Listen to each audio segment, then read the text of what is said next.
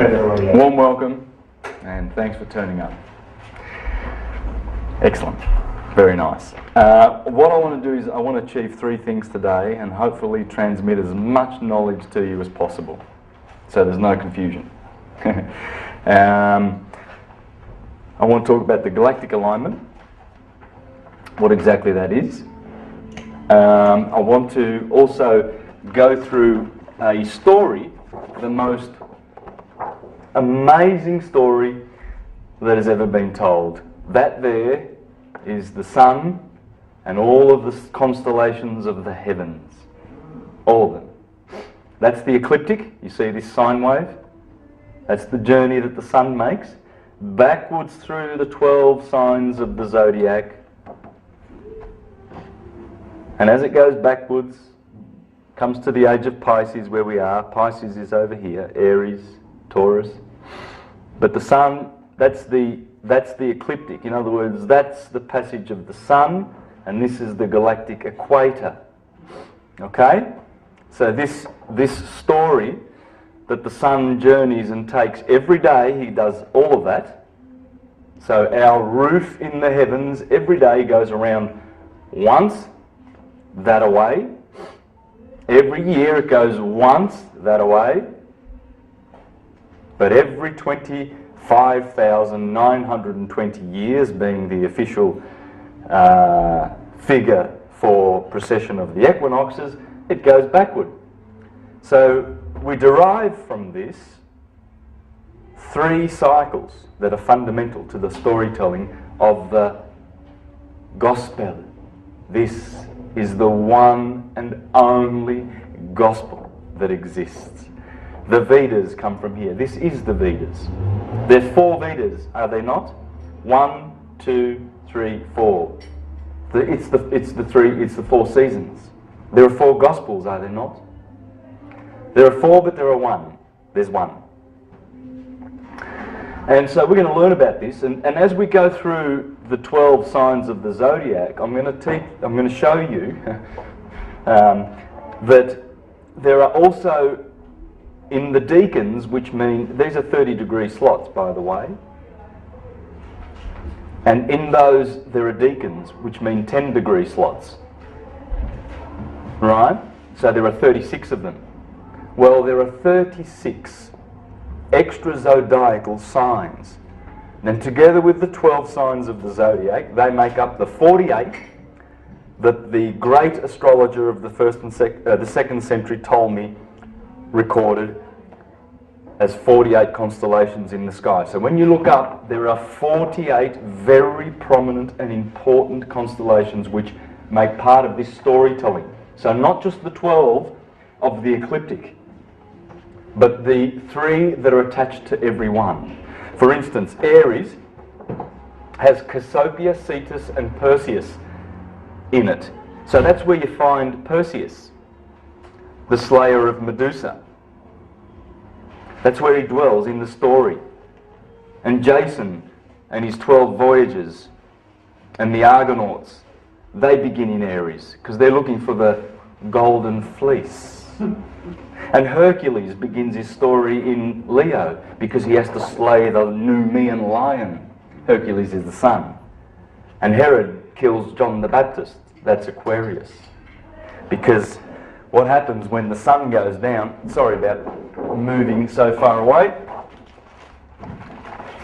What happens when the sun goes down in August, and I'll show you this later. There is Aquarius there, John the Baptist. And when Leo comes up, rises, John the Baptist gets beheaded. Alright?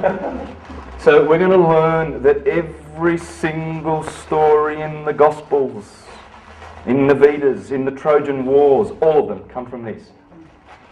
There's your book. And we're going to learn about this book. I'm going to show you some parts of the Gospel here. And what I want to focus is around the constellation of Taurus, because there's Orion there. And Orion is doing something very important. He is guarding the tree of knowledge of life. And then I'm going to go to Scorpio, and there's a big story to tell there. Because Scorpio sits directly under the scales of Libra, and he waits he waits every year, Scorpio. He's waiting every year under the scales of Libra, and when the sun goes through, where do we put this? There's the ram. Whoops, over there. When the sun goes through the equator, the Libra, there is Scorpio waiting in the winter. And there's a big story to tell here. This has to do with the tree of knowledge of good and evil. This has to do with the tree of knowledge of life in the Garden of Eden. And that's why I'm going to go to Taurus. Alright? So it's going to be really fun. It's going to be fun to expose the Bible for what it really is. Not to shred it to bits and do what Voltaire did and some of those philosophers that made it appear to be useless to mankind. It's not useless. It's got some good stuff in it. But it's not to be taken literal. It's just storytelling. And because when one knows all the stars of the ecliptic, and one knows that when they see Aries, they know it's spring, and Taurus is telling you to get your bull out and plough, and when they see and read the stars, like the Bible says in Job 38, the Lord says unto Job, he says, can you tell forth the Mazzaroth? Do you know how to tell the seasons? And can you read the signs of the zodiac? The Mazzaroth is the zodiac. And that's what Job was implored to do. Because one who does that will be very, very wise. And he'll be able to tell and make prophecies based on this, because it's cyclical. And all prophecies are in these cycles. Nostradamus from that. Oh, for sure. And we're going to see a bit of that later. Yes, Nostradamus. Now, by the way, I gave you a figure of 48 constellations. Well, there are 88 now in modern times. There's been a few contributors to those in the recent couple of thousand years since Ptolemy. But I want to concentrate on the 48 because that's where the Gospels are focused. And the last thing I want to do, so that's two things I'm going to do. The galactic crossing or alignment, that's better. I'm going to do the storytelling with the 12 signs of the zodiac, and then I want to show you how astrology is born of this science, so that you really, really will have some really good skills, and you'll be able to say, oh, he's a Capricorn, I can tell the way he's walking. And you will. You will. I'm doing it. So let's get into it, shall we? Yes. All right. The galactic alignment. Now, and there's a good book by, I haven't even read it, but I've heard all of the interviews by John Major Jenkins. Yeah, he's got a book on the galactic alignment. Now, a lot of people are talking about a planetary alignment. Well, there ain't none. Ain't any. There aren't any. There will not be one. Correct myself as I go. That is, I'll put it up that way because the ascendant's on the right position. Sorry, I didn't have time to make any proper visuals that you can really see clearly. That is 2012. The 21st of December 2012, you will notice there are no planets aligning. Not a one. Well, there are. There's the Moon and Uranus in Aries. But that's it. So if it's not a planetary alignment, as a lot of people are erroneously suggesting, what is it? Well, it's a galactic alignment, okay? I'm going to draw a graph, and what I'm going to base it on is the terrestrial version of this sine wave that's happening in the skies. There is an old map, and as you can see, the equator is there, and you see the passage of the sun through the 12 seasons. Alright, 4 seasons. They're really 12. But, or you can say 2, summer and winter. And as you see, the sun will climb up above the equator 23.5 degrees to reach the Tropic of Cancer. Then it climbs back through over here in Libra again, goes through Scorpio, goes down to its death in winter on the 21st of December at the solstice and dies there. To be reborn on the 25th of December 3 days later and climb back the holy mountain of God in the sign of Capricorn, the goat climber who wishes to climb the mountains. Okay? So I'm going to base this, I'm going to draw this up now, and I'm going to show you where the galactic equator is. Now, George, did I send you those links where we can put up the... Yeah, I can do that. Do you think we could do that in around about 5 minutes? I've just thought I'd give you some time. Right. That's fine. Yes, that's good. We'll do that. Well, I'm going to go through that. Now, first I'll do this. So there's the Earth. It's round, isn't it? Last time I checked. I'm not sure about that. Yes. Well, it's flat. From this angle, it's flat. So the Earth's flat. There's the equator. Proof. Right there. Hey? Proof. Yes. And that there is the Tropic of Cancer. Here goes the Tropic of Capricorn. And there's our little sine wave. That's the sun's journey. Obviously, I've stretched this out a bit. It's supposed to be 47 degrees. Okay, because of the Earth's tilt. 23.5 degrees. I'm writing this up because later these points will come back. Have you got black? I have.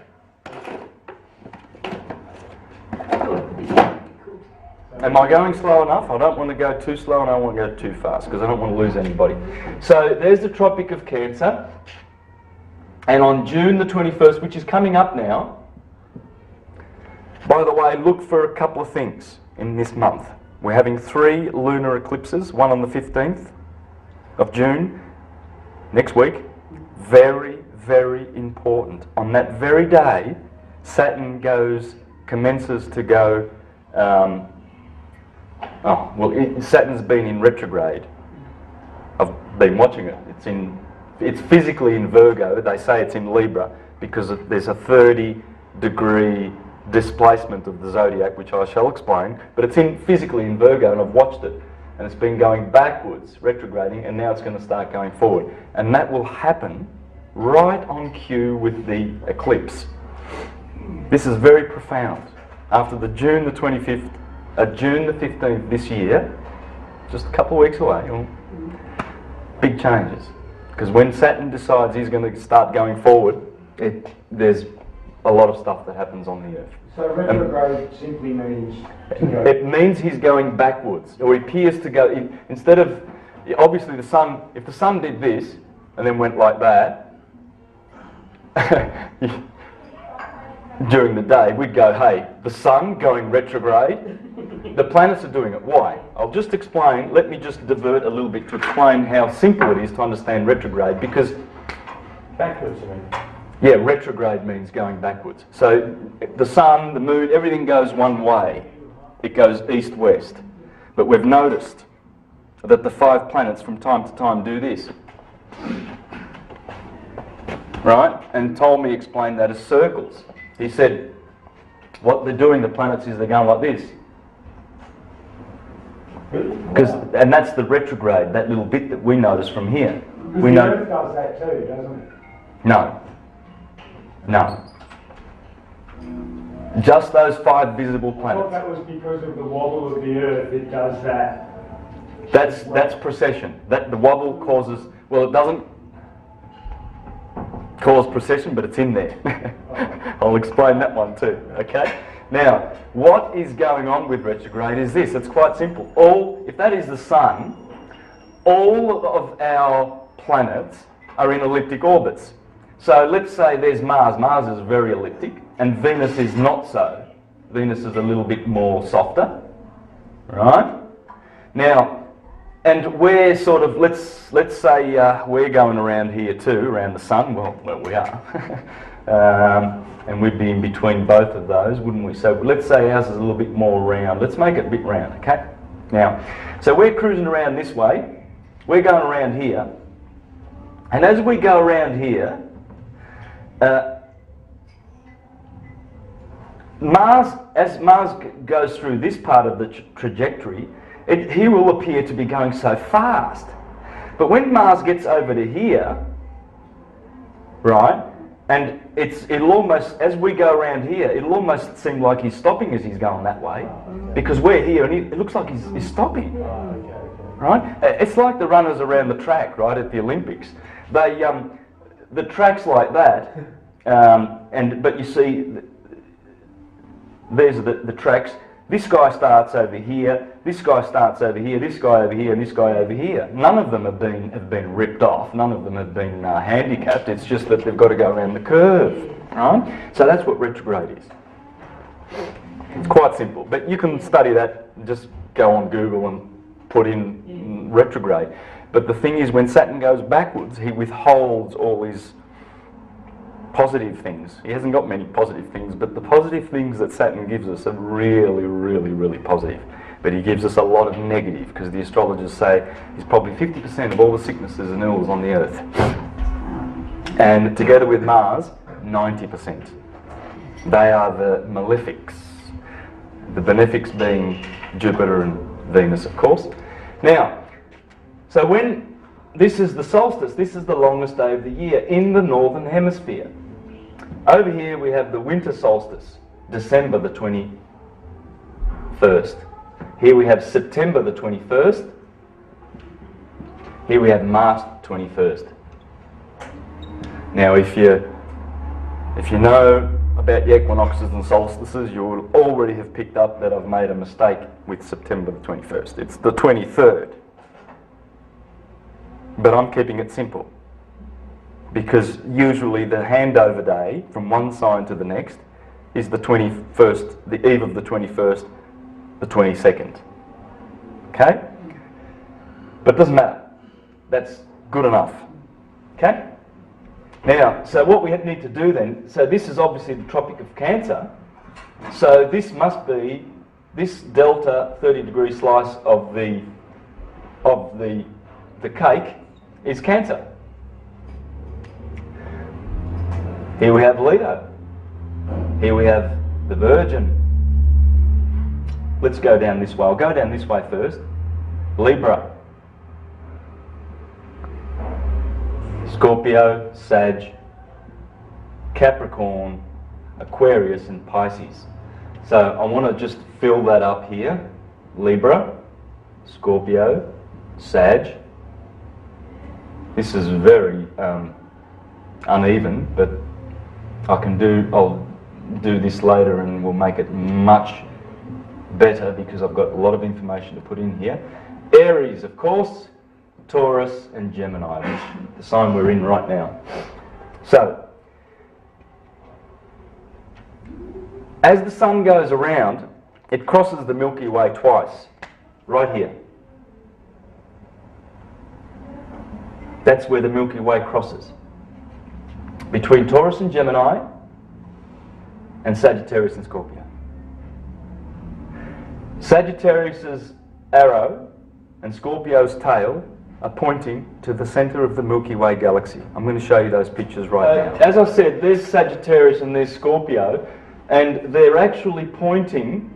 Oh, that arrow's convenient, isn't it? They're pointing to the centre of the Milky Way galaxy, and there's the ecliptic. See how the ecliptic runs through the zodiac signs? That's the sun's path, but this is the galactic plane. Okay? Now, just take a notice, there's Lupus, the constellation Lupus. Here's Scorpio. This is Ophiuchus, the 13th sign of the zodiac. I'm going to show you what that means later. Sagittarius, Capricorn's down here. Over here you see Centaur. Yeah, you'll notice the Centaur. This is also a Centaur, isn't it? Sagittarius? Right. Half man, half horse. There's one over there too. He's got a spear and he's killing Lupus.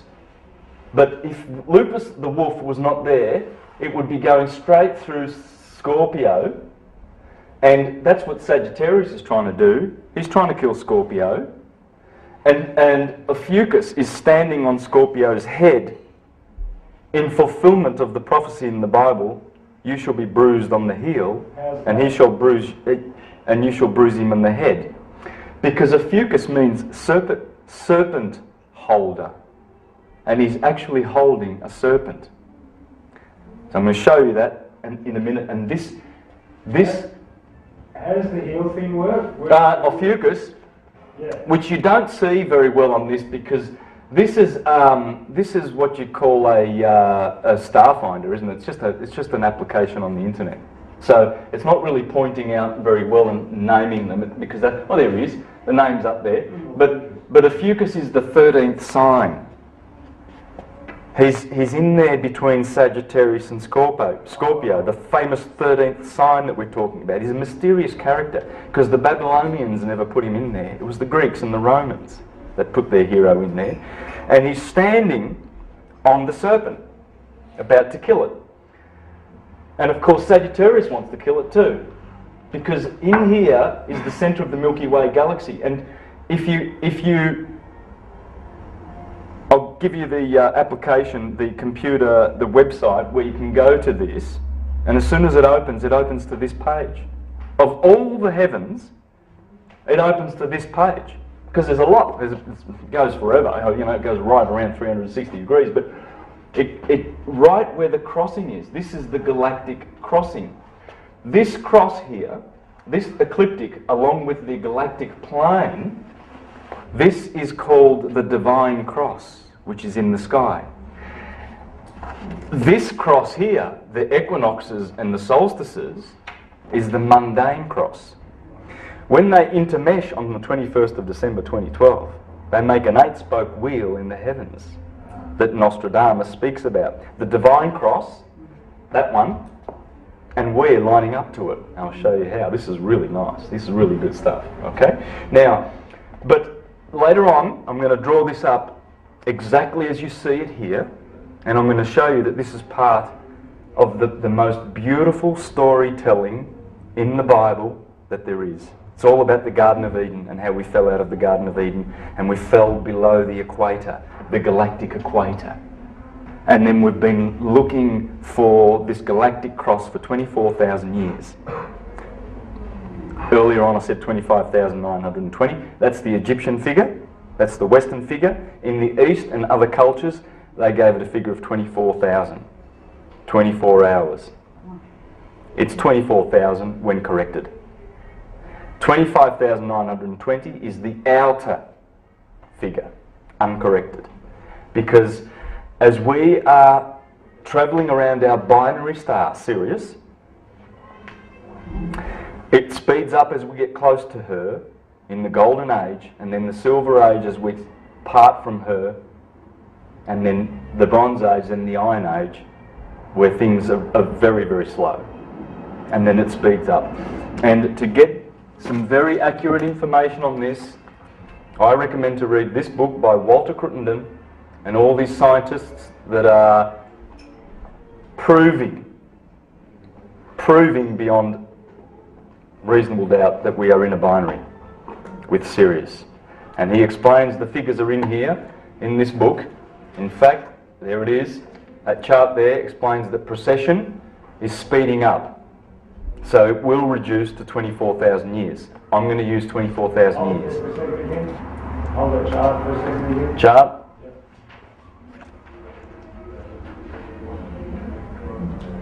Got it. Okay, and Sri Yukteswar, there you go, we call this book The Holy Science. That's what I'm teaching. I'm teaching the Holy Science. And just to back what I was saying there, the ancient Greeks teach this, like all that. the Greeks talked about precession. In fact, we nickname precession of the equinoxes the Platonic year because of Plato. Plato talked about all these signs you're talking about. Yes. Oh yes. It's suppressed and then it's coming out again through you. Hipparchus, Democritus, Empedocles, Plutarch, Socrates, They all knew. you name it. That's why Porphyry and Celsus had their books burned. Because Porphyry and Celsus in particular, in the 2nd and 3rd century, went after the literalist Christians who were making Jesus a historical person, and they were saying, God damn it, he's up in the sky. Are you done with this? Yes. Yes? Alright, can we fix the, come a couple of 2 minutes and fix the light? Yes. Excellent. The sun in Hebrew, and Horus, and Hercules and whoever, there's always the same one hero.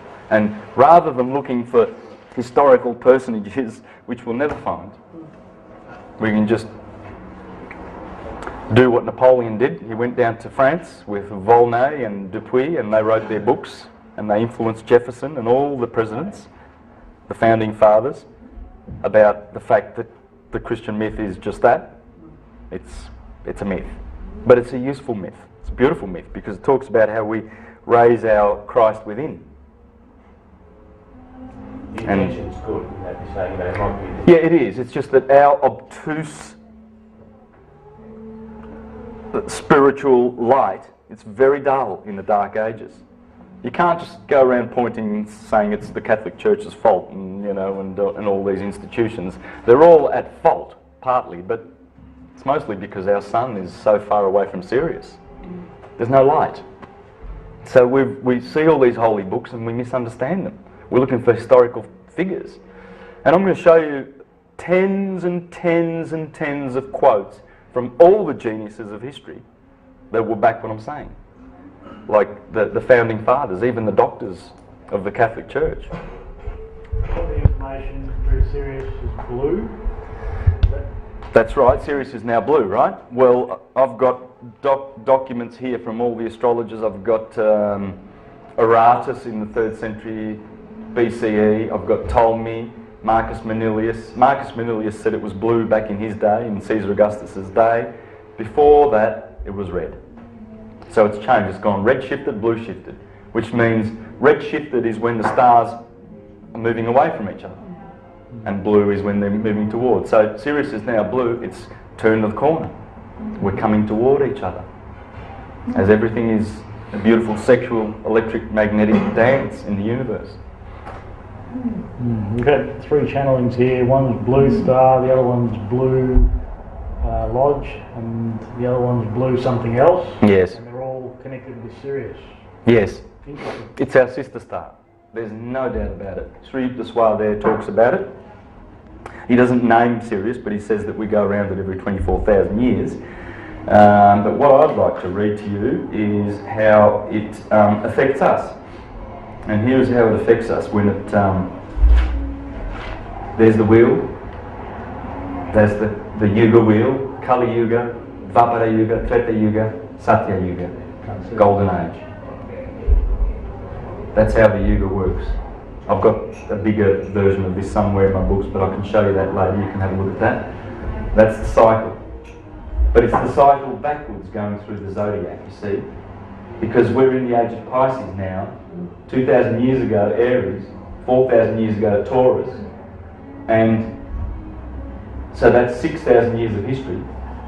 And this appears to be when the Christians say the Adam and Eve story happened. Well, there's Gemini, Adam and Eve in the Garden of Eden.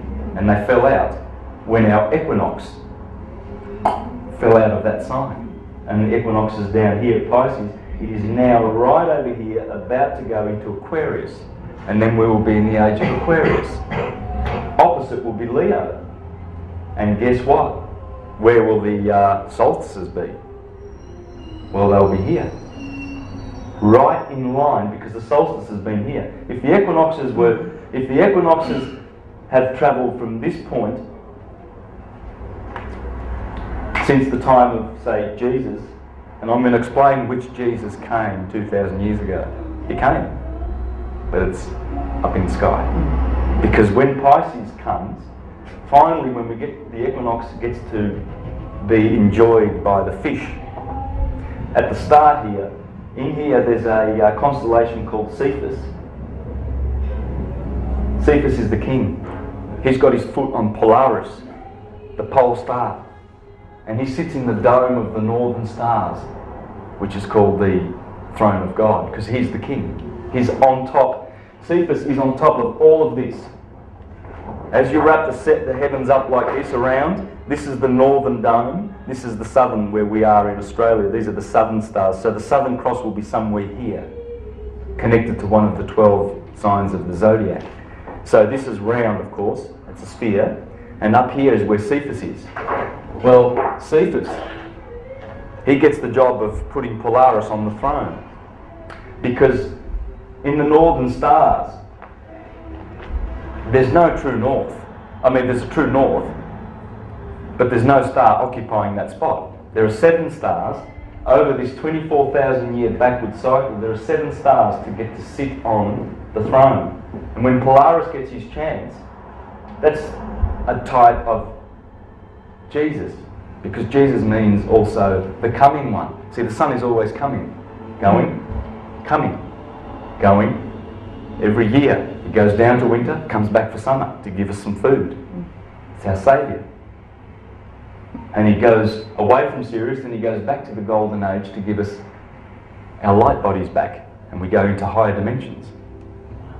And then when he goes away from Sirius, his beautiful mother, because it comes from Sirius, Jesus is the sun. That's why you see Isis with Jesus in Egypt. It's telling you the sun, the mother Isis, our sun is the son of that. It was born of Sirius. When he goes back to it, it brings us to the golden age. When he goes away, he leaves us in darkness. But he's always the coming one. And when he gets his chance, Cephas gets his chance to put Polaris on the throne, then the other stars, for instance, Draco's up there, the dragon. He's the great dragon who fights with the woman. And who's the woman? It's Ursa Major, the Big Dipper. She's trying to put the Little Dipper with Polaris on it. She's trying to put him on the throne. She wants her son to be on the throne. And he does. He gets a chance for 2,000 years plus 1,000. That is the rule of Polaris. That is how long Polaris sits on the throne of God. And all the domes around the world. You go to the Vatican and the Sistine Chapel. What's that dome there for? That's the throne of God. It's all the constant, God holding down his arm down to Adam. They're in the constellations. That's the 48 constellations. That's the story. That's the gospel. They're telling you, look up, don't look down. But in their teaching, they tell you that it's down. Oh, Jesus was an historical person and we have to believe in him and we'll be saved. How does that work? And even a child will question that, and then the priest will tell him, oh, you sit in the corner and don't you doubt. It doesn't make sense. What makes sense is the truth. The truth makes sense. It always does. And omnia vincit veritas. Long live the truth. And that's why you're here. Because you don't have just a fleeting interest in the subject of truth. You have a big interest in the subject of truth. I know. So Jesus in the stars is who? Is it the sun? Or it's the sun. The sun is Jesus. It's all the suns. Yeah. Because suns... Like Sirius. Let's divert for a little bit, because we're gonna try and pin... Before we have our lunch break, I want to get the galactic alignment right out of the way. This is a little bit of a diversion, but it's a good one, because you've just asked a good question. Fire. Are all the suns? Oh, you beauty. Too good. And we'll have another one of those too. Thank you. Cameraman's very helpful. Oh, thank you. First time you said that. Yes. Multi-purpose. I'll always tell you what you want to hear when you're around. That's a female, okay? Now, people get offended when you talk about a divided universe. It is. It's a divided universe. It's a duality universe. People get offended. They go, no, it's not. It's a one universe. Well, it is. Uni means one. But in order to manifest material things, the one God of light, the cause, the ether, must, with his 4 elements, he must have magnetic, or what's called negative electricity. This is electric. This positive electricity. This is negative electricity. That's good and evil. That's all it is. Okay? And so you see that 2 elements are male and 2 are feminine. Let's not be offended, okay? It's Do I need to put that back on? I prefer I can do it. tattoo. I'm a big boy. Thanks. So, what was your question again? Can you just refresh me? Who's Jesus? Oh, Jesus, yeah. So all of the fires in the sky are Jesus's. That's what's called the Son of God. What do you mean by fires in the sky? How do you mean? The electric fires, the stars. All the stars you see, all of them, they're just the phenomena of electricity. Okay, I want to perhaps just read something very interesting that Walter Russell says in his book.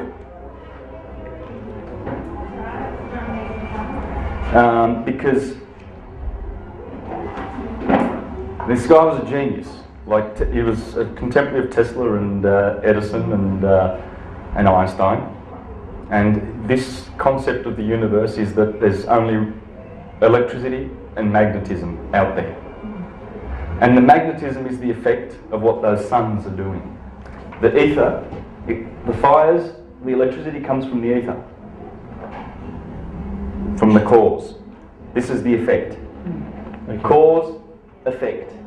And all this is as you'll notice that Earth is connected. These are the five platonic solids. Back to Plato, you know. Interesting. These are the platonic elements, or Pythagorean. But if you meditate on these and you realise that the tetrahedron, the four sided polyhedra, relates to fire. The octahedron relates to air. The icosahedron, icosa means 20 sides. Ikosi in Greek is 20. And hex, of course, that's six sides, that's a cube. These are the only shapes that will fit inside a sphere and touch at the tips, at the corners, perfectly. There's only 5 shapes known to man that will do that, and these are the shapes. There are other solids like the Archimedean solids. They're much more complex and everything like that. They have nothing to do with this. These are the building blocks of the universe. Every atom will be either light, gas, liquid, or solid. Your body is water. It's bones, gas, and radiance, light, photons, heat. That's what you're made up of. And they correspond to nitrogen, oxygen, hydrogen, and carbon. That's what we're made up of. Carbon, the number of carbon, the atomic number is 666. The mark of the beast. 6 protons, 6 neutrons, 6 electrons. And that's the hex that we've been hexed with, because when you flat pack a hex, you get a cross. Okay? And that's why Jesus is always on the cross in agony, because it's talking about the Son of God, our souls, here, crucified on fire, air, earth, and water. We've been crucified. This is a crucifixion. This is not living. It's experiencing the 5 senses. It's having a nightmare rather than a dream. It's a dream, but there's parts of it that are nightmarish, don't you think? Yeah. Especially if you turn on Channel 9 and listen to the news. You know, we've killed Osama bin Laden for the 10th time now. And can you believe it, please? You know, it's getting ridiculous. We chucked him overboard, so no. And maritime burial. We could have found him in 10 years. If we could have found him in 10 years' time, took him 10 years to find him. And we need your carbon tax. We're not dipping enough into your pockets. I mean, look, 20 years ago you didn't pay for water. You're paying for it now, you fools. Yeah. So we just want you to pay for air. We want everything. It's the elite families. It's the Rothschilds. You know, the Rothschilds. Yesterday there was a Red Shield appeal. You know, Red Shield in my book. I can't spell, can I? And Red Cross, because I've done my reading and my studies, I know who owns that. It's the Roth in German, and that's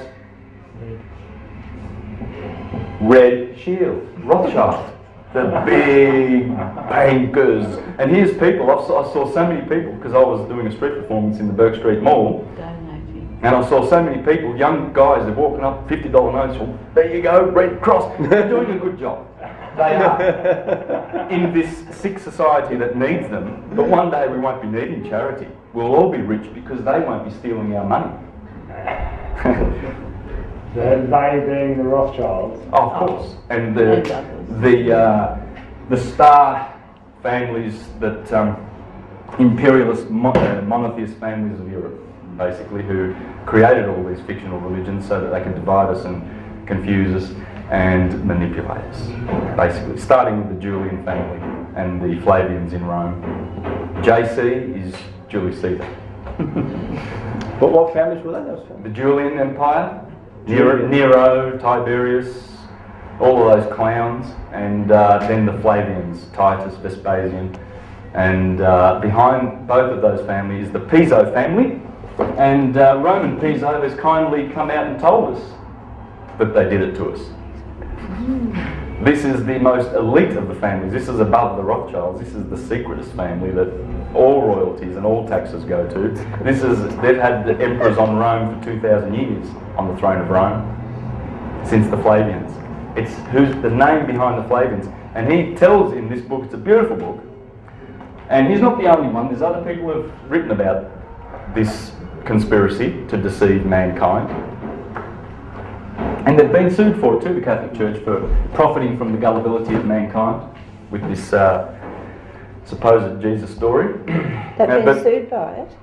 The Catholic Church has been sued? There was a gentleman who's dead now in Italy called Luigi Cascioli. I followed his work. He's written books about exposing this and how the Vatican has been using the lie of historical Christ to manipulate mankind and to deprive them from the knowledge that we are all Christs. We're all one human, divided into many little humans, having separate dreams, but we're all one. But they want to divide us into bad little sinners, and Jesus is in history and he's perfect, and you've got to be like him. If you don't, you fail, you flunk, and you pay penance to us. So if he sued the church, where did it go to? Well, they didn't turn up. He sued the church. He died a couple of years ago, Luigi Cascioli, but he had a whole team of people. He's written some beautiful books in Italian, and he sued them. And they didn't turn up in court. They needed to have some fight, otherwise. And so, but it's not the first time. That's just the Latest. But it's coming. Oh. If they didn't turn up, then they lose. More or less. Yeah, More or less, don't they? Yeah. I don't know the exact ins and outs of that, because that part doesn't interest me. The part about the fact how he proves that Christ is, and all the writers, I've got a list of hundreds of them. Hundreds. You know, Thomas Paine, Thomas Jefferson, and Dupuy, and not Voltaire, Volney, and lots of. They've written about this story that I'm going to show. That's it. It's all that ever was. It's not in history. That's the Trojan War. It's everything. So it's the Iliad. It's the Metamorphosis, the Odyssey, the Ennead. Sorry. are you still doing the period? I'll do a bit more here then. Yeah. Any questions on this? I mean, this is pretty simple. This is physics, okay? You've got the element, the solid, the state, the physics, the chemistry, the mode, the sense, the kingdom. I've got, on my computer, I've got a list of those fours that go forever. You know, 4 blood types, 4 Hippocratic vials. This goes on and on and on. But you first start with the elements. What are they? What was Plato talking about exactly? Well, he was talking about light, gas, liquid and solid. And scientists now know that atoms will only do this. They'll either be light, they'll be liquid, solid or gas. They'll be a molecule, an atom, a particle or a photon. So atoms can be like one of those 4 shapes. Is that what you mean? Atoms are made by these, yes. Yeah. For instance, a carbon atom Is that shape? is a hex, 666. Okay. I just thought the shape of it. I didn't know. I just thought atoms were atoms, the shape of them. Okay, they're all different. Okay, no worries. Well, it's the molecules that they. Okay, so gas atoms are in the shape of an octahedron. Yes. Okay, cool. Yes. It's liquid. Interesting, 20 sides. But the more you focus on this and meditate on this, believe you me, the whole world unfolds before your eyes. And you understand the secrets of nature, not by just understanding and knowing, but by direct knowledge. Everything comes directly after you meditate on these beautiful things. These are the 4 rivers of the Garden of Eden, the Pishon and the Euphrates. and the Havilah, or whatever it was, I forget now, but anyway, there's 4 rivers that the Lord used to create the world. Oh, I didn't read. I've got to go back to read this. This is just beautiful. Just a very short sentence. Electricity is the only force which God makes use to create the universe. That's it. I can read on. And the only 2 tools God makes use of for creating, he's not talking about a monotheistic God, by the way, no. God, oh, I'm angry with you. He's not talking about that God, right? It's the universe. It's birth. Basically, there's 2 gods. There's the Ein Sof, the Anama, as the Hindus call it, no name. Ein Sof means no name. And that's it.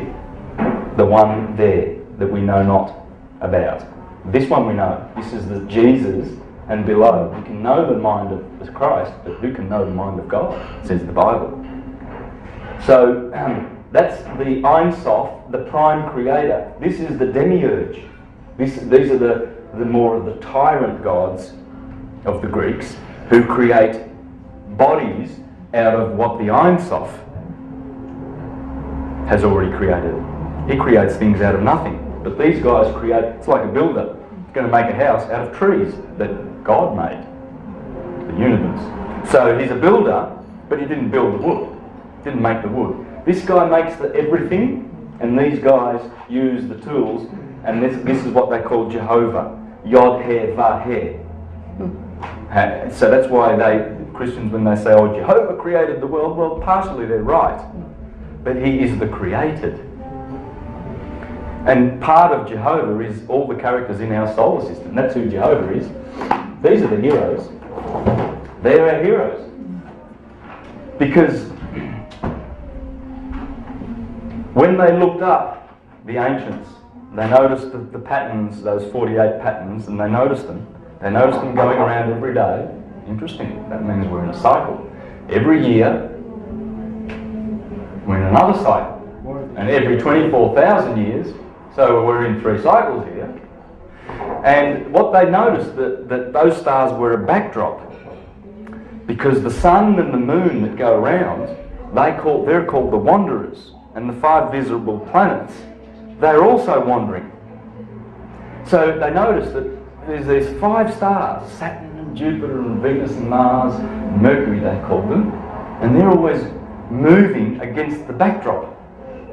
But the backdrop is always there, telling the same story. And these are the characters. The sun is Helios. Mercury, Thoth, Moses, Hermes, Nebo, Aphrodite, Venus. The moon that sits on the earth, Diana, goddess of war. Mars, Ares. Jupiter, Thor, Zeus, the god of the gods. And Saturn, Kronos. We'll go back to that later.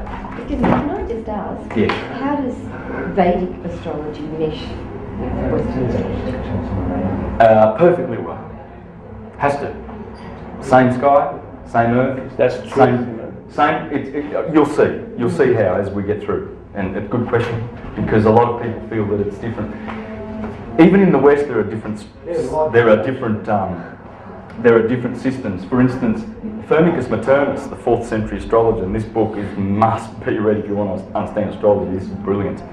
Firmicus Maternus disagrees with Ptolemy 200 years prior to him, and Marcus Manilius 200 years prior to him, in their systems, you see, because as we have the equinox, so in Vedic astrology, for instance, one thing is they're saying that we've been in the sign of Virgo for the last 2,000 years. Well, we say in the West that it's that equinox there, which has been in Pisces, we've called it the age of Pisces. They're saying it's the age of Virgo in the East. I don't know whether the Hindus, the Vedas do, but I know that a lot of Easterns do. It doesn't matter. We're in the age of Virgo. But the thing with this galactic alignment is that once we line up with this in the sky, and the solstice is going to be between Leo and Virgo, well, guess who Leo and Virgo is? That's the Sphinx in Egypt. And it's been a marker It's a point. It's a marker, and it's saying to the world, who's quite obtuse, and they're thinking, "Oh, wow, that must have been Kephren. Kephen's the image of Kephren." Well, it doesn't matter. It's telling us that when the equinox hits that point, that is the galactic alignment. And just wait to see how beautiful this galactic alignment is. It's going to make a lot more sense. I haven't explained anything yet. Right? Just a quick question on the shapes. How are those shapes formed? I mean, the hex one is obvious from the carbon, but what about the other ones? How are they formed? Well, the tetrahedron. Well, the tetrahedron is a photon, right? So the photons, the light, smash into other particles of light, right? And they curve, and that is the force of the sun's light, that electricity, which is smashing into other photons from other stars and what have you. It produces physical things. So you're a light body. All your atoms that you're carrying are empty and they're just light. But it's the densest part of your light body, really. The rest of it is so glorious in the heavens. Your immortal, beautiful soul that dwells in unconditioned consciousness is just so at peace and so loving and so happy to reunite with you when you die. The death is just beautiful. It's just a beautiful thing to look forward to. This is just a dream. And what happens is they use the particles to combine and make atoms that love each other, like hydrogen and oxygen, want to make water, right? Or other structures, other things that we have, carbon combining with nitrogen, oxygen, to make solid things. That's the molecule. All right? Does that? I'm not sure. I mean, What was the question it's some again? sort of sacred geometry that the elements will be attracted to that shape or something. Yes. Yeah. Well, so what you'll have is elements that produce that to create a cohesive condition. Yeah. In the manifesting process. So is that a vibration? Yes. Yeah. Absolutely. Yeah. Yeah. It's a vibration. So it's just Yes. like the music, sound, everything, yeah? Like you hit the body with the frequency of calcium and your bones will get stronger and stuff like that. So I assume same thing. Or matter is all standing waves. Yeah. Yeah. Vibration. As it goes down from the fires, from the Jesuses, down through air, it gets grosser. It's like a distillery. It's more solid. Yeah, it gets. And so where we are at the moment is we're carbon bodies, are we not? Yes. Right. So we've been hexed. When you flat pack a hex, I'm trying to save all these things for later because it's I'm trying to do the galactic alignment, but can't resist. We're talking about it now. There's the hex. Yeah, you were doing galactic. Oh, what? I will do this before we have the break. Don't worry. Well, I'm going to do a tape change in about 30 seconds. So No finish worries. this. Yeah. So there's the hex, and guess what? Japanese, Chinese kanji for Earth.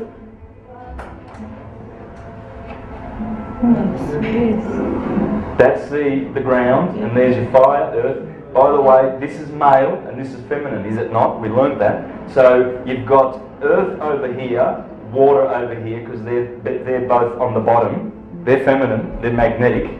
And does that look like east and west to you? And then you must have male here, so we'll put the fire there and the air down here. Well, air, as I've got on there, is also spirit, S, and fire, Nur, that's north. That's fire, Nur. So there's your north, south, east, west, and I'm going to show you how that comes from this galactic alignment. Awesome.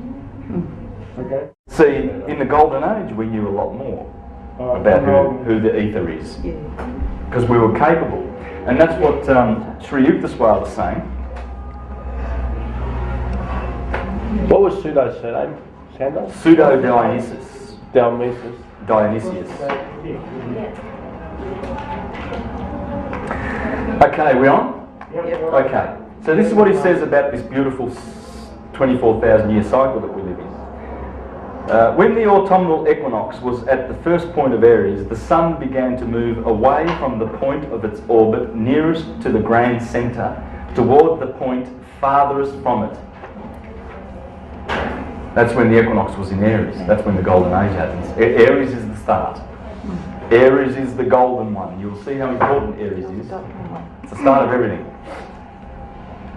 We Aries, we're just so good, aren't we? I've got to find it, yeah. Alice, I won't be able to live with her. Easy, I won't be able to live with her. Go easy with the areas, so I won't be able to live with her. I think your head will go more prominent. Unbearable we are. That's Unbearable. exactly what my husband said to me.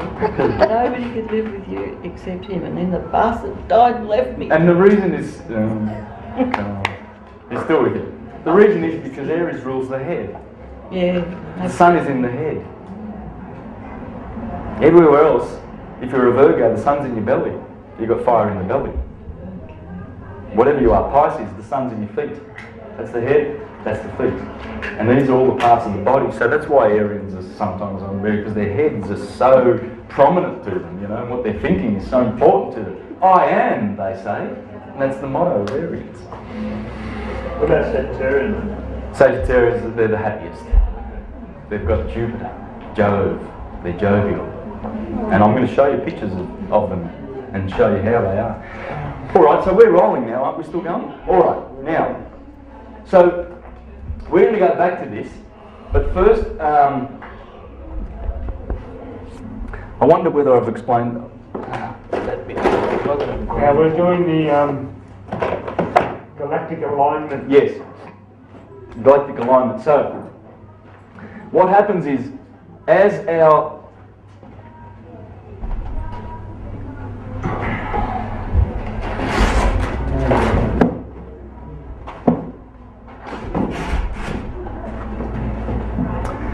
Alright, so imagine there's, that's where the, that's where the line is, the equinox. This is how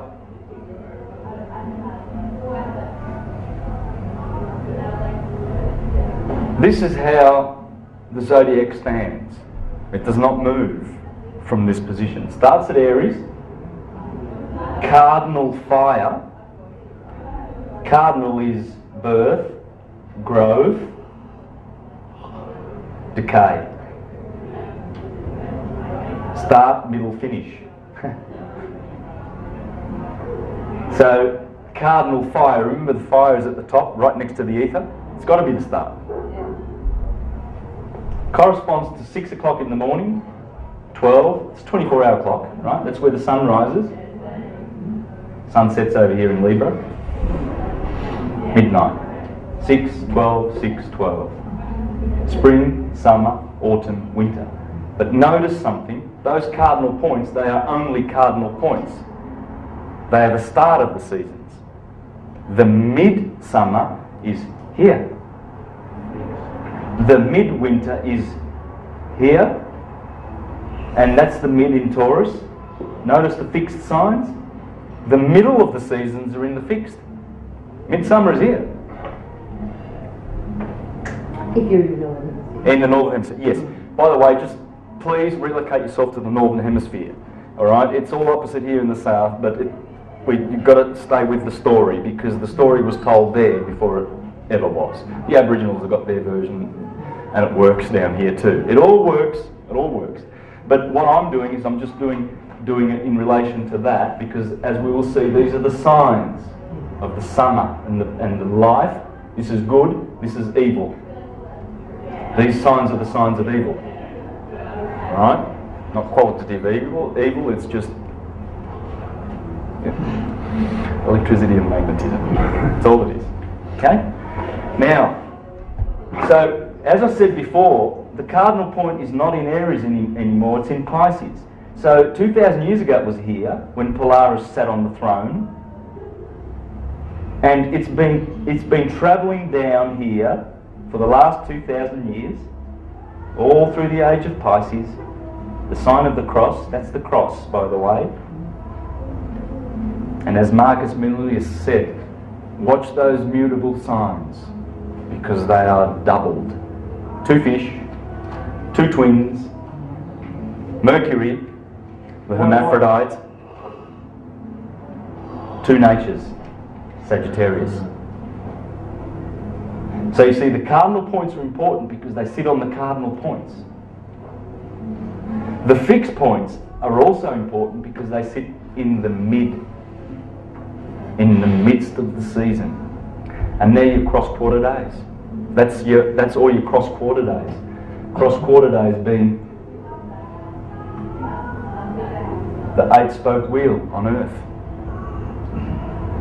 And you've got Easter, May Day, May the 1st, summer solstice. What do they call this? It's midsummer day.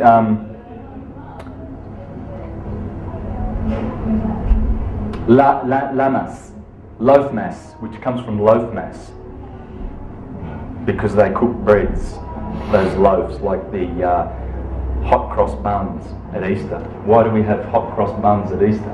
Because the sun's just crossed over. It's crossed over the equator, and these are all the crossings, the crucifixions of the sun. So, and those midpoints, if we are to go over like this, now before I get there, remember we're entering the age of Aquarius now. We're about here at the threshold. What it means is the equinox is going to be here, and the summer solstice is going to be right here. Now, what's so special about that? Well, that's the galactic equator. Remember? It runs through Gemini and Taurus, Sagittarius and Scorpio. What are the crucifixions of the sun, Santos? The equinoxes and the solstices. The cross. That cross there, remember? The equinoxes and the solstices are the crucifixions. From here, from those points, from the equinox, March 21st, to mid-spring is exactly 45 days. But in the Bible, it's known as the 40 days. And the Israelites were in the wilderness for 40 days and 40 nights, and Jesus fasted for 40 days and 40 nights, and Moses did whatever, 40 days and 40 nights. They quarantined Miriam for 40 days and 40 nights. 40 and 40 there, 40. What is it? It's here. It's up. Look up. Because when the sun hits the equinox, it needs 3 days of death, or 4, and then they start counting, and then it starts counting, and it's always 40 days. 40 days from here to there, 40 from here to there, 40 from here to there, 40 from here to there, 40, 40, 40, 40. Or, we know it's 45. 45 and 45 make 90 degrees. But what happens is when the sun reaches those points, when it reaches the solstice, it has a 5-day rest, virtually, like a 3 or 4 5-day rest. So you don't count those days. So even though when the sun hits those cardinal points, it still requires 40 days before the season's true effect. And what happens when you line up the mid-summer, the mid-season? Right, here was the cardinal cross. We lined it up perfectly, didn't we, to the equator and the Tropic of Cancer and the Tropic of Capricorn. There's Cancer. So that's the same as what you've got on the board now. That's how it always is. But if you just do this, let's bring it around 45 degrees, so that we can have the mid-season points now, and you'll find the cross that I drew hiding. So that's all the fixed. Yes. Have a look. Leo, fixed fire. Aquarius, fixed air, remember? Yep. That's male. Fire, air. It's the fixed signs. It's the cherubim of the Bible, and God appeared unto St. John as an eagle, a man, a bear, a lion, and a bull. Up in the sky. All this? Hey? Are we going to be testing all this? I can't give up. Really? Okay. Oh well, it's fine. Yes. It's a lot to absorb. It is a lot. It is, isn't it? So, What do you do, you know? so we're with it. Are you still doing the What? Sorry. Now let's go back to this, because I want to spend a lot of time on this, because it is a lot to absorb and it needs to be worked properly. So you see the fire and the air, and then you've got earth over here and water over here, whereas I've put east. If the cross is going to be lined up to the cardinal directions and the elements, it's got to be done right. So why are they flipped over? Because Taurus is in the east, and that is in the west. Don't be confused. That is not the east over there.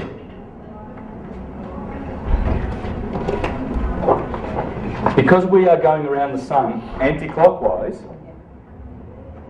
Aries really starts at that point, not at that point, even though they've got a little figure for Aries over here. But the Earth is going around that way, so the east is over here. So Aries and Taurus are in the east. There's your cross. There it is there, and it all makes sense. It has to. It's the fixed signs. The fixed signs go perfectly with east, west, flipped over of course, fire and air. That's it. Now, we're going to have a look at that, how it looks in the sky. This galactic alignment.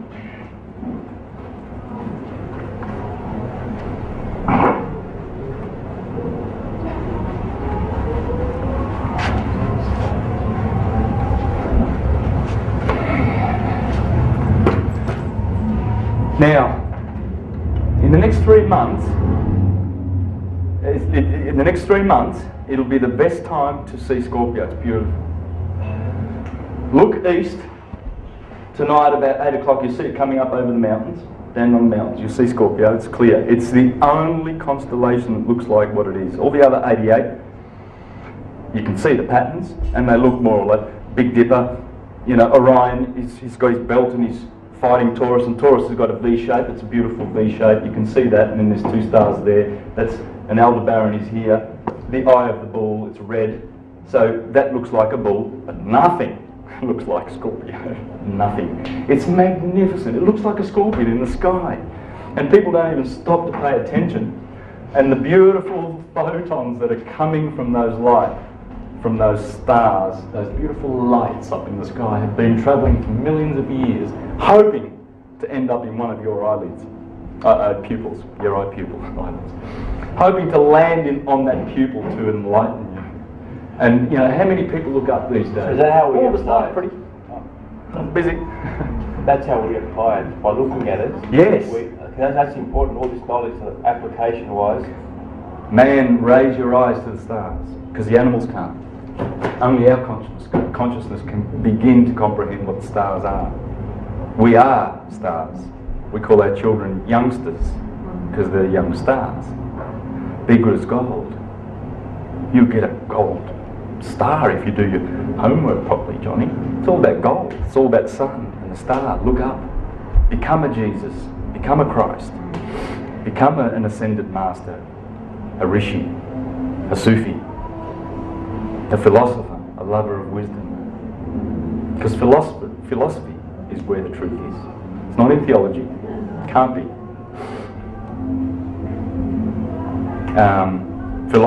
Under philosophy comes ethics, physics and logic. How we know the world, what is the world made of, and the world being what it is, how do we live in it to secure happiness. That's all there is to know. And then under that comes the 7 liberal arts. The 7 liberal arts: grammar, logic and rhetoric. Grammar, logic and rhetoric. Where, what, when, who, how and why. And then you have arithmetic, geometry, music, astronomy, or cosmology. Arithmetic, numbers, 1, 2, 3, numbers. Geometry, numbers in space. Music, numbers in time. Keep the time, man. Yeah. And that is numbers in time and space. Astronomy. And this is what I'm teaching you. This comes under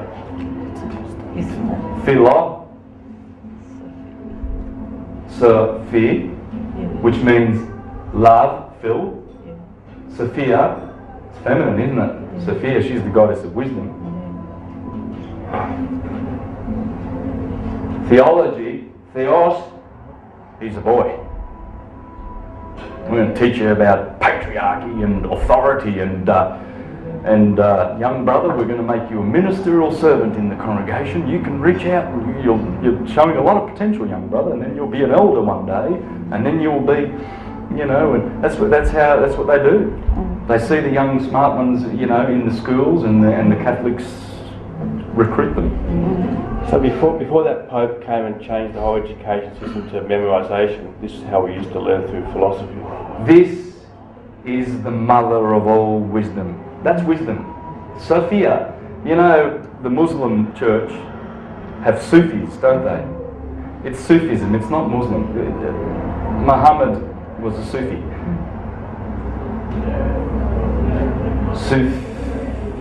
Sophia.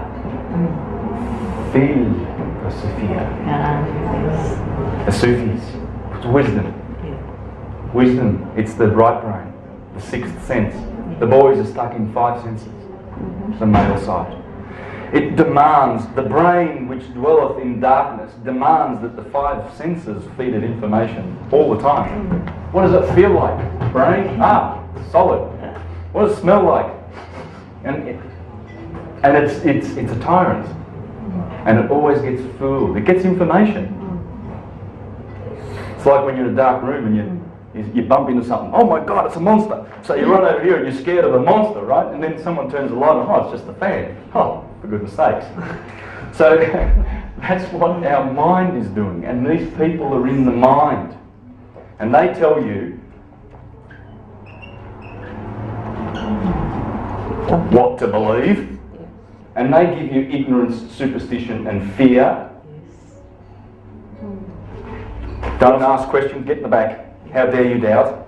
This is what you believe. and fear. You're going to hell if you don't believe our dogmas. My mother did. Yes. She had. So philosophy in the heart. Horrible.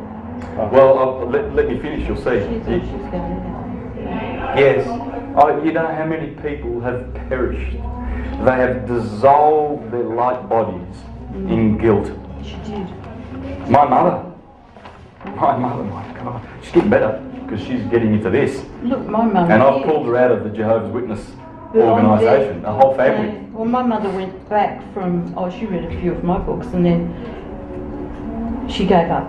And then even with the morphine pumping through her, 9 days. Let go, Mum, let go. Irene, she just wouldn't. Irene, Yes. Irene, they have been mind controlled. Yeah, brainwashed. And brainwashed Yeah. so hard that they prefer to die in misery and not see the light in the end because it's so comfortable. It's like a dog that gets kicked all the time. He just get used to getting kicked. The moment he sees his cruel master, he's used to it. Last bit of fear. And he doesn't know. You see a dog that's been beaten, even if you give it kindness for 5 years, it still doesn't know whether to trust you. This is why they get their children when they're 7 years old and start sodomising them. Pedophilia is rampant in all the Christian organisations. Rampant. I don't want to go on negative things about it today because we don't need to. No. So Just what's No one's victim. No. They've chosen to believe. Yes. Yeah. They are God. Yes. Beautiful. Yes. Say no more. That's beautiful. Thank you. So which philosophy teachings are the right ones and who's good at teaching that? Okay. Well, dogma, ignorance, fear and superstition, and morals they give you. These creepy people, and they're only creepy because we're living in creepy ages. It's an age. It's the dark age. We're out of it, according to Sri Yukteswar. We came out of it 300 years ago, but we're still in the sort of the residual part of it, and we're going to be flying soon. We're going to be flying. We won't recognise ourselves as we are. How many of you are feeling this beautiful consciousness shift, consciousness expansion that's coming on? So, but philosophy, as I said before, gives you ethics. Can you see how ethics are much more superior to morals? Yes. Yeah. You go to the Mormons, and they'll give you their morals. You drinking coffee, sister? You're going to hell. Jehovah's Witnesses say, oh, it's fine, drink as much coffee as you want, you'll never go to hell. So how does that? That's morals. How does that work? Because I've always stood back and said, well, ethics can be anything you bloody well like, because a company has an ethic, you know, and that ethic can be, I'm going to poison the earth. You know, that's your ethic. I always thought that morals were more, maybe religious, maybe dogma, maybe, but I thought it was more. Well, this implies God's watching you, and if you don't do, do what's the sense of right and wrong? right. Isn't that well, moral? shouldn't we be doing that when we grow up, and when we decide in our hearts that we're just going to do good because you have to, because good is what should be done. Okay, so you're saying that the Not because someone's watching. Yeah. All right. Yeah. You know, he's going to give you the stick. Yeah. Ethics. I guess I'm just thinking. It's a counterfeit system. Yeah. To control you. It's yes, control freedom. The Freedom, Bible yeah. is a two-edged sword. Yeah. It will enslave you and send you to hell with guilt, like our family, and we've seen it. Or it will free you. I'm showing you how it can. I'm going to show you how it can free you. It can really free you. It's a beautiful book. I love it. Love the Bible. You're going to see this. We're going to read some of the Gospel, and we're going to have Scorpio in mind. First of all, I'm going to draw up Scorpio and show you logic.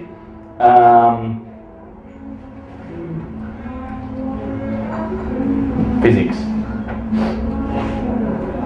Okay? And then the 7 liberal arts. Grammar, logic, rhetoric. And this is how people used to live in the Republic of Rome and Greece. Rome was a republic once. America too. But then democracy comes along. It morphs. And what's democracy? Well, mob rule. Not from my mouth. I can show you what Jefferson thought of democracy. And what a lot of thinkers think about democracy. That's why George Bush is so keen to we're going to bring democracy to Iraq. Yeah, mob rule. Yeah. He's the mob. Yeah. We're going to tell you what to do. We're going to kill 3 million of you, and you just have to shut up, and we just want oil. Yeah. Perpetuate oil and do nothing about free energy. Mafioso. Oh, it's a mafia. It's all a mafia. There should be no. If he wants to have a war, he should send his family. Yeah. Not those beautiful young boys Yeah. who have been indoctrinated, mostly from Christian families, by the way, because they send them as little children to fight for Christ. Yep. Because the Muslims are coming in with, well, there's always an enemy out there. Yeah. Since the days of the Inquisition, we've got to fight and shed blood for Christ. Yeah. And what man said anyway? So, but anyway, that's all negative. Yes. Now, the picture you saw before was the galactic plane. That's the galactic plane in which the Milky Way sits. All right, but I'm doing this because these are stars, because we don't see how thin the Milky Way really is. It's thin. It's like this, exactly like that. That's the Milky Way. We see it like we don't see it like that. It's a spiral galaxy, and we're somewhere 2/3 of the way out of the centre. But that's what we see when we look up. We see that. And that's it. And you saw that before on the screen, okay? But we see it very white and milky. It's milky, Yes. right? And the ecliptic you saw went through that way, right? Remember that? Yep. It's about 60 degrees off the ecliptic from the equator. And that's the cross in the sky. We're going to line up to that, because what's going to happen is our solstice on 21st of December is going to actually go like this. The Earth's axis is going to be pointing there. Right there, where Scorpio, let's draw Scorpio now. This is what you will see at night.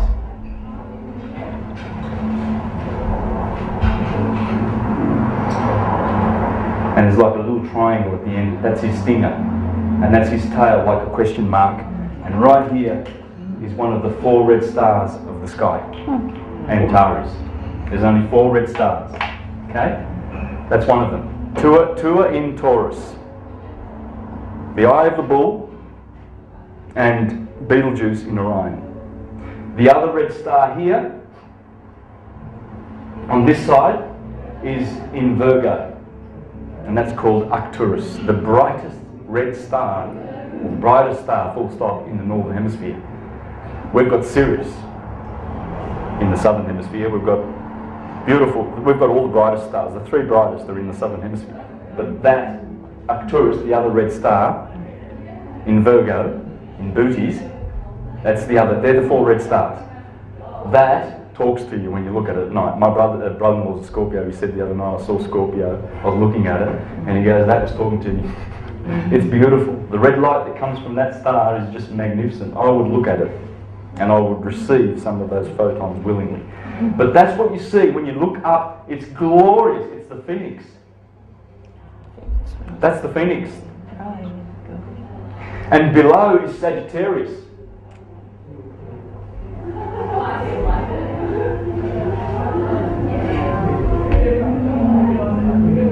Let me do a nice little horsey. My wife's Sagittarius and I call her a little horsey.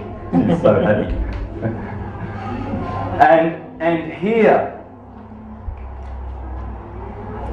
I think red would be better for the bullseye, don't you reckon? Yep. That there, guys, is what they have been pointing to all the time. When you isolate these stars in the sky, okay, you're going to see Scorpio. This part will be facing north. So there's north. So there's the mountains. It comes up over the mountains, and these 3 stars you will see, and they're reaching out to the 2 stars of Libra. And above that is Virgo, just over here. There's Libra. Okay? The 2 scales. It's reaching out. Marcus Manilius says that the Scorpion has appropriated the stars of Libra. It's long. It's about 60 degrees. It's the longest and one of the biggest constellations. It's the shining light of the zodiac. And these are bright too. When you isolate the Milky Way and you see Scorpio and Sagittarius, you'll notice that they're bright stars. Whereas Libra and Virgo, they're bright, but there's not much star stuff happening in there. Here's a lot of stars. And then Capricorn down here, I love Capricorn. It's beautiful because it stands away from the Milky Way galaxy. It sits under it. And there aren't many bright stars in Capricorn or Aquarius or Pisces. It's a bit of a wilderness. But this is spectacular. So 8 o'clock today, you say? 8 o'clock to 4 o'clock. So you'll see it at 8 o'clock, 9 o'clock, 10 o'clock, 11, 12, about 4 o'clock, then it descends, goes over. So is that where the Earth's going to pass through? Yeah, well, our Earth's axis is going to line up to that. And then that wheel that I showed you before, the 8 cross wheel will be in its place. And the prophets of the Bible, who were astronomers and astrologers, were telling us this. The age of the end of the age. It's the start and the beginning. And there's many proofs that it's the start and the beginning. The Sphinx tells us that. Virgo, face, and lion. It's facing east, in fact. The Sphinx is looking east. It's waiting for that point. It's waiting for this moment. What can you tell us? What Sphinx? What does it represent? Something with all this? The Sphinx, the statue. Well, the enigma of it's an enigma. It's a puzzle to ignorant people, which we all are really. I mean, in the last couple of thousand years, because we all go over there and go, what the hell does it mean? Well, that's what it means. Yeah. When you know the stars, then you know what the stars on Earth are doing. Yeah. Because that's how they named cities. Rome was named after the stars. London, Isis was Paris. Pada, Isis, Paris. Rome was named after the star, wasn't it? After Ra. Raum, Om is Rome. And London, El Ondon, that's 3 ammonium, what do they call it, radicals that all mean the sun. London, El London is sun, sun, sun. Doncaster, Asta. London Caster, Doncaster, Lancaster. They look up, they go, oh, there's Castor, one of the Gemini twins, Pollux and Castor. See, Pollux. Remember? That is how the sky always is. Aries over here, right? Who's at the top? Always at the top, Gemini, Castor and Pollux. They're always looking down, the mortal and the immortal, sons of Zeus. And they always look down. So when you're in London and you want to found a city, well, there's Castor. So why don't we call this London Castor and Doncaster? Everything's Castor, Chester. Right? They did that everywhere. And Egypt is the prime example. What's the Sphinx doing there? It's telling you about the zodiac. It has to. All the monuments are there to monitor the precession of the equinoxes. That story, the gospel. Okay? How about eastern cities? Also. Do you know them? Could you know them? Well, the Ganges, that's the Milky Way. They tell you that. It's all the Milky Way. It's the mother. As Plato said, our souls come from the Milky Way, and then they descend down the same Jacob's ladder that I was talking about before. There's the heavens, and there's the stars of the zodiac, the fixed stars, and these are the wanderers. And it always starts with Saturn at the top. Saturn means Kronos, and Saturn means Satan. We are living in the kingdom of Satan because we're living in the kingdom of Kronos. Time. Time destroys all its children. Saturn eats all of his children. Jupiter escaped. Mars. The sun is placed in the middle. The sun is the middle chakra, the heart chakra. There's 3 above, 3 below. These are the infernal regions that bring us down to hell, the earth, where we get hexed with matter. And that's the kingdom of Satan. Plato said we come from the Milky Way, the Ganges in the sky, the Nile in the sky, the Jordan to be baptized down here in earth with a body. And the body comes from a womb and then goes to a tomb. Tomb is a womb. That's what he said, not me. I'm talking philosophy. Everything I say, I can give you. That's why I've got all the books, right? Because I want you to be comfortable, and I'm not just making things up. And this is really the holy science that I'm teaching, the one and only. Right? And I want you to know that, and be really blessed with that information because it's a true blessing. Now, remember I said there's a fucus. A fucus is standing on the head of the serpent, and he's carrying a serpent, and the head of it is pointing to Libra. That was in the crop circle. Yeah. A fucus means serpent bearer. And he's standing on the scorpion, being bruised in the heel, and it happens around the Sagittarius Capricorn time, doesn't it? That's when the winter happens, and the sun gets bruised in the heel, just like Hercules. And Jesus gets it in the heel, right? Over here we have the 2 pointers.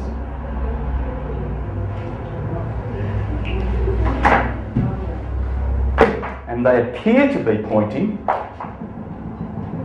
down there to Sagittarius. Star Wars, isn't it? This is interesting. You're going to love this. These are the legs. The pointers are actually the legs of the centaur. He's got 2 legs here, and in the middle here is the Southern Cross. They point to the Southern Cross, but they also point to this action that's happening here in the Gospel. And you're going to see what that is. And the centaur, he's got a spear, and he's killing Lupus. But if the wolf wasn't there, Scorpio would get it. He's given it to it. He's given it to Scorpio. The black hole, which I hope is called the dark rift. This is where the action's happening, because from here come the gamma rays. Is it the Mayans that call it the dark rift, or the Hopis? Mayans, yeah. Scorpio's copying Mines.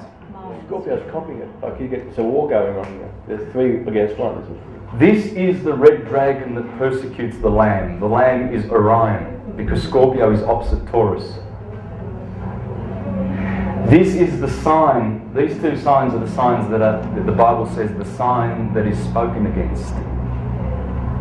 This is the horse and the rider that was cast into the sea by Miriam when they came out of Egypt, the Israelites, and they went through the Red Sea, and God parted the Red Sea, and then they're on the other side, and then Miriam sings a song. Sing to the Lord, because he has cast the horse down into the sea. Sagittarius is down.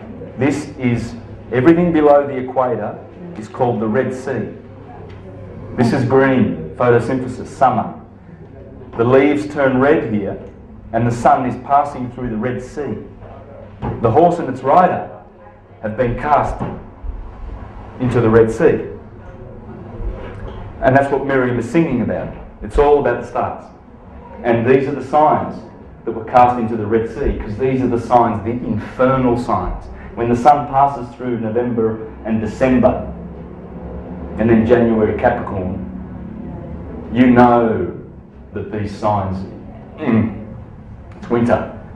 There's no food in the pantry. The snow is, you can't even open the door because there's snow and you're stuck. And if you haven't got a bit of oil and olives and bread and cookies and something to eat, death is certain. Death is certain when these signs, once the sun passes through the equinox of Libra, September the 21st, to be judged, that's Delilah, because Virgo is just above there, Virgo, Delilah who betrays Samson. Samson is the sun. And when the Virgin of August says to the sun, pass on to September, please, because it has to, that's the Philistines, Libra. Then they cut the sun's hair. In the Bible it clearly says that Samson has 7 braids of hair. What are those 7 braids? Proclus calls the sun the 7-rayed God. Because have you noticed the body of the man, the spiritual organs inside our body, the 7 colours of the rainbow? Have you noticed that they are the 7 rays? That's the 7-rayed God, because those planetary bodies, the wanderers, the rulers of our solar system, the cosmocrators, the Elohim of the Bible, let us create man in our image. Those dudes there, Saturn being one of them, is reflecting light from the sun. There's only one body that gives us direct photons. It's the sun, direct light. All the rest are reflectors. And it's the refraction of that light which they pass on and magnify from the one pure white light of the sun that gives us all the different humans that are on the earth, as Vettius Valens says, and Firmicus Maternus. So is that, what did you say? That's what Sagittarius, that's Taurus, that's what makes you... Can you say what you said just again? I think that was very important what you just said a second ago. Yes. That was a very... That all those planets, because they refract that portion of the light. Mars gives us red light of the sun. It's fiery. So Aryans have that fieriness because they've got a lot of that red light. Because he's collected the white light from the sun and said, oh, I don't care about the other part of the spectrum. I'm going to send on the red, and Venus sends on the green. And they're reflecting the light of the sun back to us. That's how it works. The planets are, the 7 planets. The planets. They're reflecting the... And these are the lights that they concentrate on. They own those particular colours. Those 7 planets. The sun gives us that one. He's in the middle.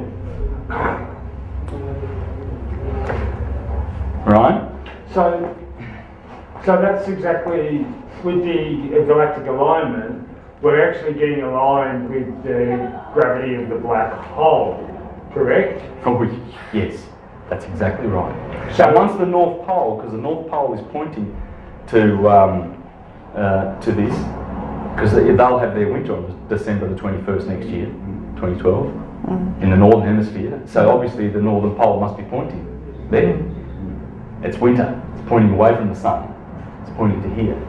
So they've got winter, right? Now, that is when maximum, that's a Stargate. That's maximum gamma rays get downloaded to us. If you're not ready, if you're not getting ready, And I'm going to show you some of the things that the philosophers said that you need to be ready. Your food, eating of animals and flesh is a no-no. I'm sorry, but I'm going to read that to you from Pythagoras and Plutarch and all of the greats. That's one thing you can do. What date? What was that? On what? 21st of December 2012, when it lines up. Okay. That's the magic date. That's the solstice. Okay. Down here, the solstice. Because remember, that solstice point, the cross on earth, the mundane cross, and the cross in the heaven, the divine cross. Okay, there's a lot of speculation about the date 2012.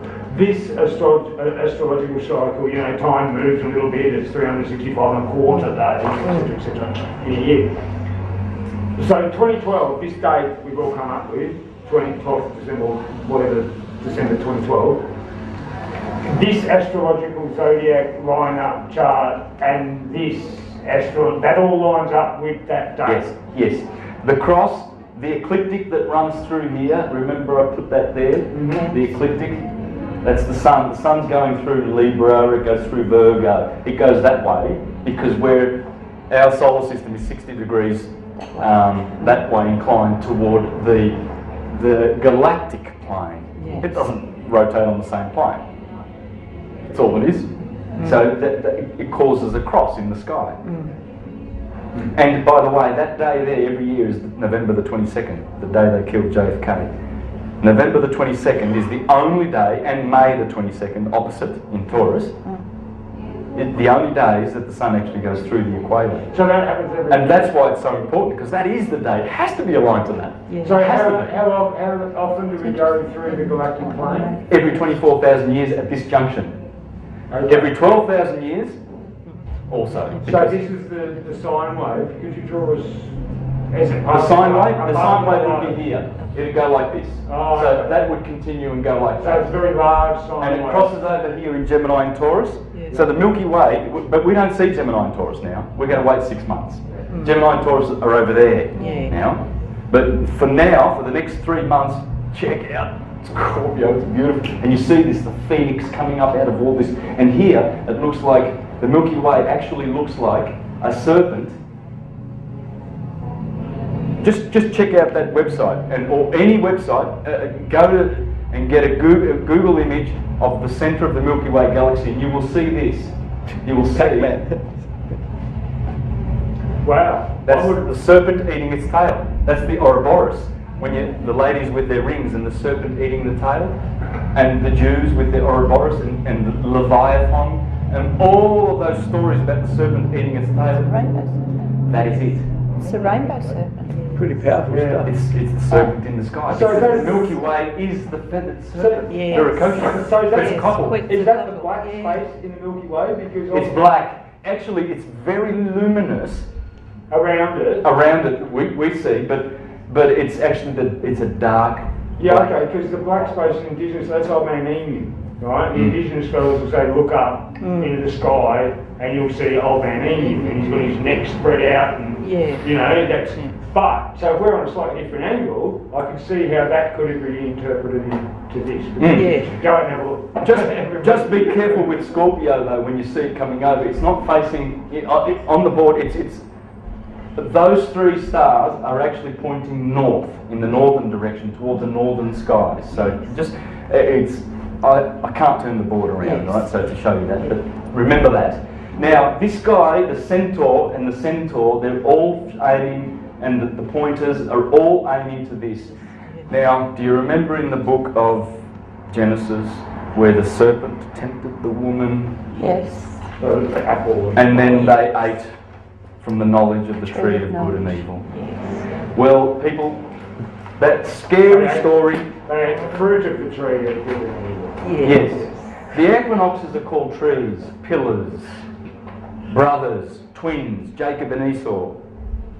This is the tree of life, because when the sun crosses over from the winter, from the Red Sea, and the children of Israel come up out of the Red Sea, they eat the Paschal lamb. That's when Nisan 14, when the full moon, and they have their Passover celebration. And the Christians on the first Sunday thereafter, they celebrate Easter because the sun is in the east. Yes. Remember, this is the the east, because the lamb is coming up. And when they see the lamb and they look around and there's blossom, it's springtime, it's the start of the year. That's the start. And the blossom is the wool of the lamb. And the Christians celebrate the marriage of the lamb. And they celebrate the Easter, the Passover. The Son has passed over. This is in the Garden of Eden, this is the knowledge of the tree of life, because the cycle keeps repeating eternally. It's a cycle, so it's the tree of life. It gives you life because it brings you into summer, photosynthesis. This is the cycle of the tree of the knowledge of good and evil. Because this is good and this is evil. Remember, the top half is, you live in the top half. The opposite of live is evil and devil, right? That's funny. Yeah. So this is good and this is evil. So unbelievable. the virgin is always sitting there before the fall of the sun to preside over the fall of the sun. She's Delilah.